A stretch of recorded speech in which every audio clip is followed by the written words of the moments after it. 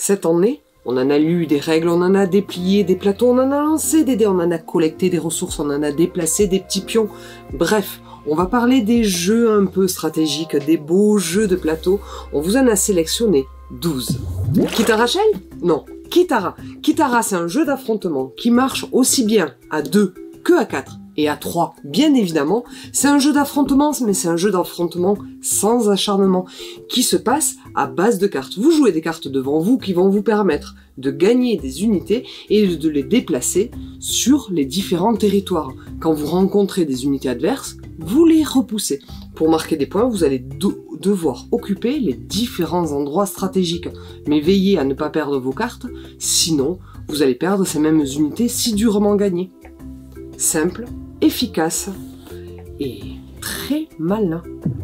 Un des petits jeux de stratégie que j'ai adoré cette année, c'est Roméo et Juliette. Malgré le thème un peu kitsch, l'univers est présent et le jeu est fabuleux. C'est un jeu coopératif pour 2 joueurs où le but c'est que Roméo et Juliette se retrouvent dans le même lieu avant que la haine ne s'abatte sur Vérone, et du coup il faut éviter que les Montaigu et que les Capulet se retrouvent ensemble, sinon c'est pas cool. C'est un jeu de communication non verbale parce que vous n'allez pas pouvoir parler sur ce que vous voulez faire, et du coup vous allez essayer, c'est une sorte de casse-tête collectif comme ça, vous allez essayer de vous retrouver dans le même lieu, mais surtout essayez surtout que les Montaigu et les Capulet ne soient jamais ensemble.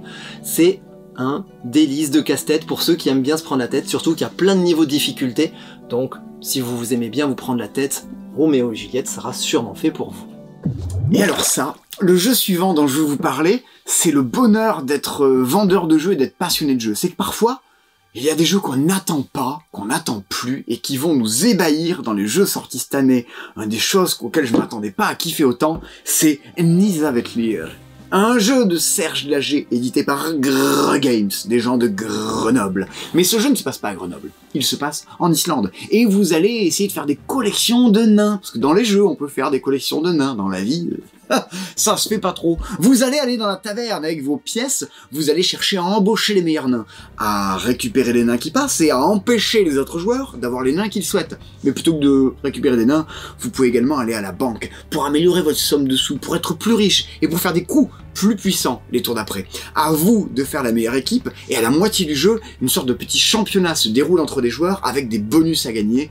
De temps en temps, vous avez des héros à recruter, c'est plein de dilemmes. Qu'est-ce que je veux? Qu'est-ce que veulent les autres? Comment je les ralentis? Le tout dans un univers graphique et ludique excellent. Hautement recommandable. Si vous avez aimé des jeux comme Seven Wonders, si ça vous parle, vous pouvez aller sur Nisavetlir les yeux fermés. Les petites bourgades, regardez-moi comme c'est joli. Et pourtant, préparez-vous à saigner du cerveau. Dans les petites bourgades, vous allez devoir développer votre ville en posant sur votre plateau les ressources demandées par les autres joueurs. Mais c'est chouette, on me fait gagner des ressources. Argile? Je pose de l'argile dans ma ville. Toi, tu demandes du verre? Mais vous devez reproduire des schémas. Et les ressources que vont vous imposer les autres joueurs ne seront pas forcément de votre goût. Et du coup, vous allez saigner du cerveau à essayer de faire au mieux avec ce que les autres joueurs vont vous imposer.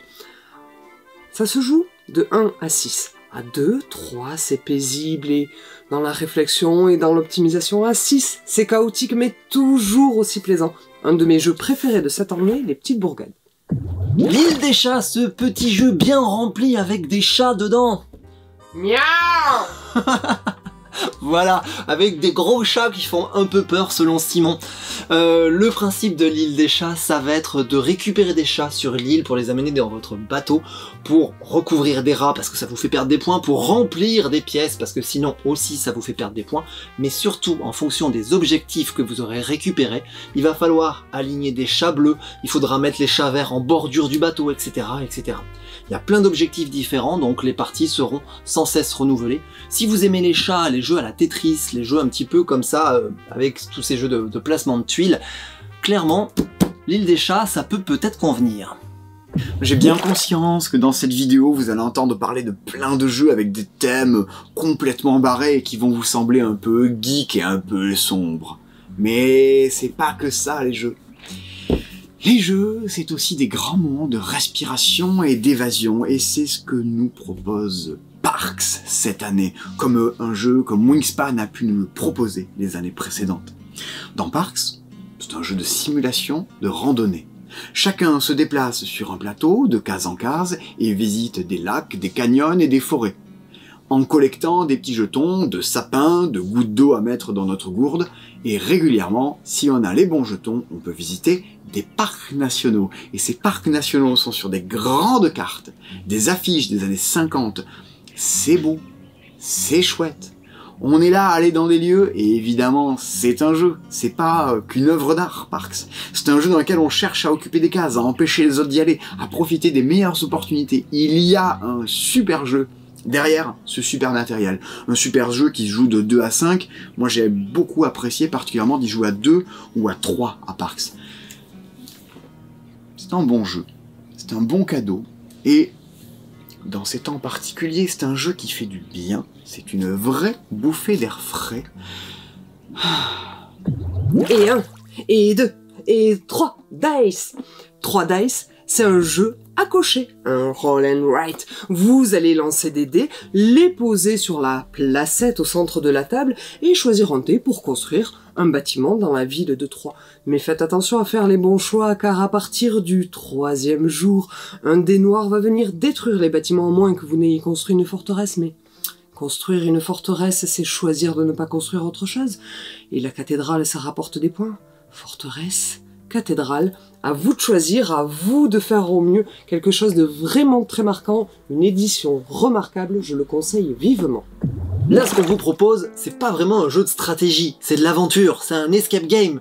Mais surtout, c'est un escape game narratif, ça va vous raconter une histoire. Vous êtes un père de famille et vous avez votre fille qui est dans le coma et vous allez tout tenter pour essayer de la réveiller, quitte à faire des rituels un peu bizarres, un peu obscurs, et vous allez rentrer dans son coma, dans ses rêves, pour faire tout un tas de choses. C'est une succession d'énigmes. Les énigmes sont satisfaisantes, elles sont ni trop dures, ni trop difficiles, et en fonction des choix que vous allez faire, des choix narratifs, vous allez prendre une direction ou une autre, et vous n'aurez pas forcément la même histoire que le voisin, et surtout, vous n'aurez peut-être pas la même fin. En termes de durée par rapport à une escape classique, vous avez entre 6 et 8 heures de jeu, donc pour 25 €, clairement, vous en avez pour votre argent.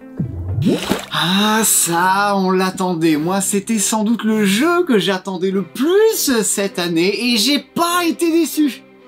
C'est trop cool. Pandémie Legacy, saison 0. Pandémie, vous voyez ce que c'est. C'est un jeu de société coopératif et une forte expérience historique. Pandémie permet de vivre des parties en Legacy. Ce sont des parties qui évoluent, et votre première partie se déroule au mois de janvier, et au fur et à mesure de l'histoire, vous jouez avec les mêmes joueurs autour d'une même table, vous vous réunissez pour découvrir à chaque partie, à chaque mois, du nouveau contenu. Cette saison 0 est la 3e saison de ce jeu-là à débarquer. Elle se passe en 1962, cette année où Claude François chantait ces années-là. Dans un monde de guerre froide, des agents communistes envahissent le monde et vous, ville capitaliste, vous êtes là pour les combattre. À chaque partie, des missions différentes vont vous débarquer. Vous devez créer des vannes, arriver à comploter, à faire des missions et à en apprendre plus sur un mystérieux remède ou une mystérieuse maladie que propageraient les communistes. Que va-t-il se passer? Moi je sais, vous savez pas. Mais ce qui va se passer, c'est que vous allez vous éclater à jouer à ça avec vos passeports, vos moustaches, vos fausses lunettes. Trop cool. À nous la mer des Caraïbes avec Maracaibo. Dans Maracaibo, vous êtes des flibustiers et vous allez essayer de conquérir la mer des Caraïbes. Ah non, vous êtes des flibustiers. Vous allez essayer de combattre pour les différentes nations. Vous allez déplacer votre bateau de 1 à 3 cases et réaliser l'action du lieu. Mais que ça a l'air simple, son jeu. Mais non, ça l'est pas tant que ça. Les actions sont riches et variées. Vont vous permettre de placer des colonies en combattant pour l'Angleterre, la France, l'Espagne. Et vous allez essayer de gagner des rangs de noblesse auprès de ces nations. Vous allez essayer d'explorer des territoires. Vous allez essayer de vous dépêcher de finir le tour pour bloquer les autres joueurs. Et surtout, dans Maracaibo, de mon cher Alexander Pfister, il y a un mode campagne. Pour vous forcer à sortir de votre zone de confort, le jeu évolue. Des tuiles viennent se mettre sur le plateau, vous obligeant à réfléchir de manière différente. Oh, mais il n'y a plus cette tuile, il n'y a plus cette action, qu'est-ce que je... Oh, ce bonus-là, oh, je pourrais essayer de faire comme ça. Et vous développez aussi votre bateau pour avoir des actions que les autres joueurs n'ont pas. Vous l'avez compris, ce jeu est très riche. Le jeu stratégique le plus profond que j'ai pu croiser cette année. Ce jeu-là, je peux pas vous montrer l'intérieur parce qu'on y a déjà pas mal joué, il y a déjà pas mal de choses qui ont bougé et je risque de vous spoiler parce que oui, c'est un jeu Legacy. Les parties vont s'enchaîner et vous allez jouer avec le même groupe de joueurs, il va se passer des choses au fur et à mesure. Le jeu a une durée de vie limitée pour le coup. Mais c'est un immense coup de cœur collectif, on est tous d'accord là-dessus, c'est Game of Thrones, le jeu de société, on joue des conseillers du roi, on joue une maison et on veut que notre maison soit la plus forte du royaume. Qu'est-ce qui va se passer à chaque tour? Il va y avoir un dilemme qui nous est proposé et on va voter en notre âme et conscience et surtout en fonction de nos objectifs, Ouida, Nenni ou j'en ai rien à faire. Je passe, en quelque sorte. Et en fonction de ce qu'on fait, en fonction des votes qu'on a choisis, ben, il va pas se passer les mêmes choses. Les ressources vont monter, vont descendre, et potentiellement, en fait, on va même découvrir des nouveaux arcs narratifs qui vont nous amener sur des découvertes sur un peu l'univers de ce royaume. Et au fur et à mesure, comme ça, on va justement rentrer dans l'histoire, tout en avec la mécanique du jeu qui fonctionne très bien, hein, ce côté un petit peu, on s'embête un peu les uns les autres, on va essayer... C'est un jeu de rôle en fait, c'est un jeu de rôle où on va découvrir le monde au fur et à mesure. Donc si vous aimez bien les jeux de rôle, les jeux un peu où on s'embête avec pas mal d'interactions et avec beaucoup de contenu, foncez sur les dilemmes du roi. Il est là depuis le début de la vidéo à nous regarder de son œil menaçant. C'est le docteur fou de The Loop. The Loop, merveille, jeu coopératif, avec un univers graphique déjanté à la Super Nana, à la Dexter.